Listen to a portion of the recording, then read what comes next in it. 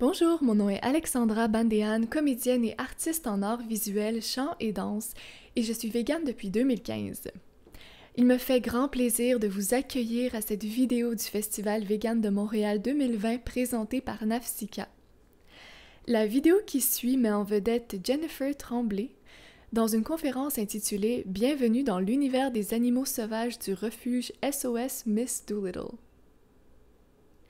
Dans la présentation, apprenez en plus sur l'histoire de vie des animaux qui sont actuellement réhabilités au centre et sur l'importance de cohabiter avec ces merveilleux animaux.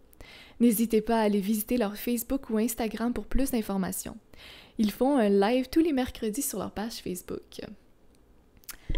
Le refuge SOS Miss Doolittle est un centre de réhabilitation de la faune situé dans la région de Québec-Rive-Sud. Il est d'ailleurs le seul de la région. Le centre accueille des animaux sauvages, blessés ou orphelins depuis maintenant 7 ans. Grâce au travail dévoué de nombreux bénévoles, c'est plus de 3600 animaux qui ont pu être admis depuis l'ouverture le 1er avril 2014. Comme mentionné sur leur site web, le centre a comme mission de réhabiliter et remettre en liberté les animaux sauvages blessés ou orphelins du Québec, d'éduquer la population de l'importance de la cohabitation et de la conservation des différentes espèces fauniques, afin de soutenir l'écosystème et finalement de contribuer au développement des connaissances et recherches nécessaires à la conservation et à la gestion des ressources fauniques dans un contexte biologique, social et politique. Si vous appréciez les vidéos du Festival Vegan de Montréal 2020, vous pouvez faire une contribution volontaire sous la forme d'un don via notre site web festivalvegandemontréal.com. Le festival est un organisme à but non lucratif qui fonctionne avec des bénévoles. Et le contenu que vous allez visionner est gratuit grâce à leur implication et à celle de nos commanditaires. Je vous souhaite un bon visionnement et une excellente journée. J'ai ouvert ce centre de réhabilitation de la faune le 1er avril 2014. Le premier animal qu'on a reçu, c'est un raton laveur juvénile brûlé à 30% du corps. L'ouverture de ce centre-là s'est faite suite à un paquet de réflexions, un paquet de synchronicités. J'ai pas 20 ans, ça s'est pas fait du jour au lendemain, mais c'est un rêve de jeune fille. J'ai étudié en aménagement de la faune, je voulais être biologiste, donc je suis technicienne en biologie. Je me suis inscrite en biologie, je ne suis pas allée en biologie parce que rendue là, je me suis jugée et je me suis dit que c'était plus important d'aider les humains que d'aider les animaux. Alors j'ai fait un bac, une maîtrise en orientation, puis j'ai aidé les humains pendant 15 ans. Mais finalement, je chassais le naturel et revient au galop. Alors un jour, les animaux sauvages ont cogné à ma porte. Et puis finalement, l'appel était trop grand et les signes trop flagrants. Et j'ai décidé de laisser toute ma carrière de professionnelle très bien payée avec avantages sociaux, retraite, tout ce qui vient avec. Beaucoup de zéros après mon salaire, là, pas mal de chiffres. Mon standing. Puis je décide de vivre une vie plus simple, mais plus près de mes valeurs et surtout près de mon cœur, qui était l'appel, vraiment l'appel du cœur des animaux. Parce que c'est... voir un animal en détresse, pour moi, c'est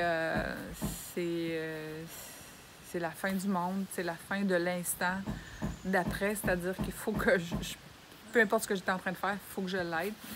Fait que j'ai décidé finalement de ne plus fermer les yeux sur cette hypersensibilité-là que j'ai envers les animaux. Ils me touchent beaucoup parce que les animaux sont sans défense. Et puis si quelqu'un les aide pas, ben il va rien se passer. Fait que j'ai décidé de dire oui à cet immense amour que j'ai pour eux, cette hypersensibilité, ce désir de toujours de pas fermer les yeux sur leur souffrance. Fait que c'était trop souffrant de fermer les yeux, alors je les ai ouverts.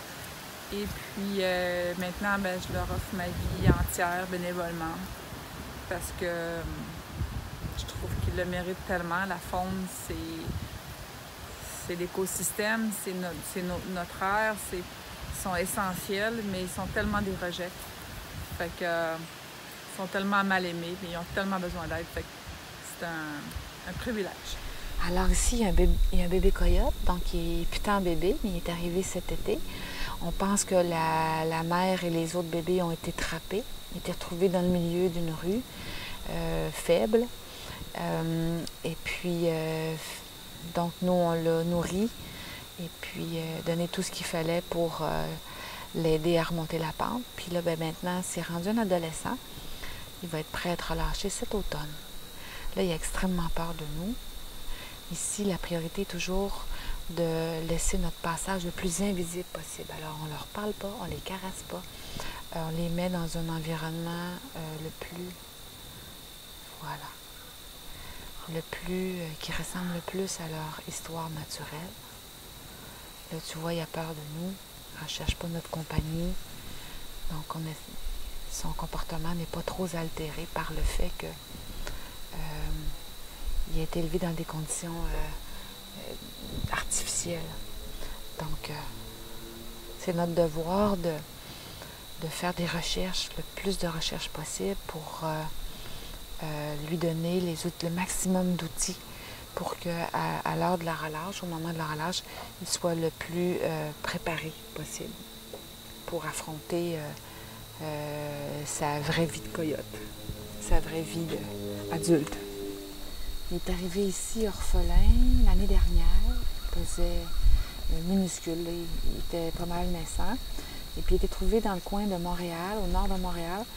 Sa mère, il était seul. Ça, c'est impossible, un bébé castor seul. Donc, le lendemain, ils ont trouvé la mère décédée. Souvent, ils sont orphelins parce que les parents ont été trappés. Mais là, sa mère est décédée d'une mort peut-être plus naturelle. Et puis, c'est ça, il faut le garder 2 ans. Parce qu'à un an, il a 1 an. À 1 an, ils ne savent pas construire encore. Donc, à 2 ans, ils sont prêts à partir du clan familial. Puis là, ils sont prêts à avoir leur propre hutte. Puis ils cherchent une femelle. Ou un mâle. Comment ils font pour apprendre à le construire s'ils n'ont pas de... C'est naturel. C'est naturel, OK. C'est naturel. C'est naturel. C'est comme un chat. OK. Il sait chercher tout ça. Wow. Puis il est magnifique. Il a un petit doigt supplémentaire sur la main. OK. Donc, un 6e. Puis il permet de faire beaucoup de choses avec ses mains. C'est vraiment un constructeur. Puis ça, c'est un goodies. Il adore les patates. Et puis il adore les pommes, le blé d'Inde. Nous, on a 3 missions. La première, c'est de réhabiliter les animaux sauvages en détresse. Donc, de leur donner une seconde chance. La deuxième, c'est d'éduquer les gens sur l'importance de la cohabitation avec la faune, les animaux sauvages, parce que, justement, l'humain a trop tendance à penser que cette terre, cette planète lui appartient et ne connaît pas l'utilité de la moufette, du raton laveur, du goéland, de la corneille. Et nous, c'est notre rôle d'apprendre aux gens à quoi ils servent. Et on leur fait de la sensibilisation, au téléphone, parce que les gens nous appellent, disent « Bon, mais qu'est-ce que je fais avec tel animal? » Fait qu'il y a beaucoup, on reçoit en moyenne 25 à 40 appels par jour. Donc, il y a une première sensibilisation. On fait une éducation également sur Facebook. On a 10 500 personnes qui nous suivent. Alors, on fait des posts éducatifs. Sur Instagram, on a une petite présence, mais on n'est pas encore très habitué à ce média-là. Et puis là, on a un nouveau partenariat avec l'entreprise Baleine Nomade qui font des présentations dans les écoles ou à différentes clientèles sur l'importance de cohabiter avec la faune. Donc, nous, on n'est pas ouvert aux visiteurs, mais maintenant, on va vers les gens de cette façon-là. Et puis, ça, c'est nos 3 façons principales d'éduquer la population et de leur apprendre ces belles choses. La 3e mission de SOS Mésidicole, c'est la conservation. Donc, on travaille de pair avec différents organismes dans le but que l'animal qui vient ici va permettre d'améliorer les connaissances. Donc, par exemple, on travaille avec un chercheur du zoo de Granby qui étudie l'intelligence du raton laveur. On travaille avec des chercheurs de maladies, des zoonoses. Justement, on est en zoonose présentement avec la COVID, qui viennent étudier les animaux ici pour voir s'il y a des maladies potentielles nouvelles. Puis on travaille avec l'Université Laval, avec différentes instances, dans le but que nos animaux, le peu de temps qu'ils passent ici, on puisse peut-être aller chercher de l'information supplémentaire pour aider à mieux comprendre tout ça. C'est nos 3 missions. De façon générale, on pourrait dire que les animaux qui arrivent ici, pour les humains, ils vont souvent les appeler des nuisances, des espèces envahissantes, on va les appeler de la vermine. En général, ce qu'on remarque de beaucoup de gens, c'est que on s'est approprié la Terre. On s'est approprié la Terre, la planète, et puis on veut contrôler ce qu'il y a là-dessus. Quand on achète un terrain, quand un humain achète un terrain, c'est son terrain, c'est à lui. Et puis, beaucoup vont être intolérants à la présence de tous les animaux qu'on soit ici. Le chardonneret jaune, le jet bleu, ce qui a des belles couleurs, qui est joli, va souvent plaire à l'humain. Tout le reste, en général, va souvent déplaire. Le lièvre va manger le jardin. Les gens ont peur le raton laveur dérange la mangeoire d'oiseaux. Le raton laveur... C'est des nuisances, souvent. Il y a beaucoup d'intolérance par rapport aux animaux sauvages. Puis les animaux noirs, en plus, les corneilles, les couscales, les gens sont encore plus intolérants. Si la corneille était rouge, tout le monde la trouve. Ce serait donc extraordinaire.